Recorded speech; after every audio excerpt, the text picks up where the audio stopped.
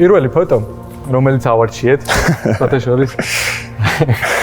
ძალიან დაგვეხმარა მამაშენის Facebook-ი ამ საჩუვაში, იმიტომ რომ ბევრი მოძიება არ მოგვიწია.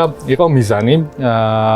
მიზანი გადავწყვიტეთ, იმიტომ რომ ყველაფერი სანამ დაიწყებ და კარიერას გაუყვები, იწყება იქიდან, როცა დაისახავ მიზანს, რომ რას გინდა რომ მიაღწევ.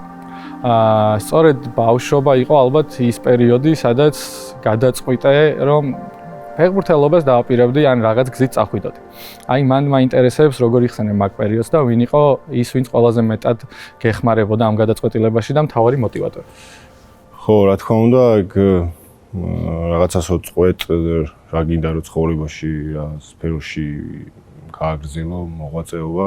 რა თქმა უნდა, ბავშვობიდან მოდის ის თუნდაც იმ საგნების მიმართ ან სფეროს მიმართ სიყვარული ბავშვობიდან მოდის და რა თქმა უნდა ფეხბურთიც ბავშვობიდან წამოვიდა, იმიტომ რომ ეზოში სულ თამაშობდი ფეხბურთს, როცა სკოლიდან მოვიდოდი და გაკვეთილებს გავაკეთებდი, მომამზადებდი, მე სულ ეზოში ვიყავი და ფეხბურთს თამაშობდი ჩემს მეზობლებთან ერთად, ბიჭებთან ერთად, მეგობრებთან და აი მაქედან წამოვიდა ფეხბურთის სიყვარული.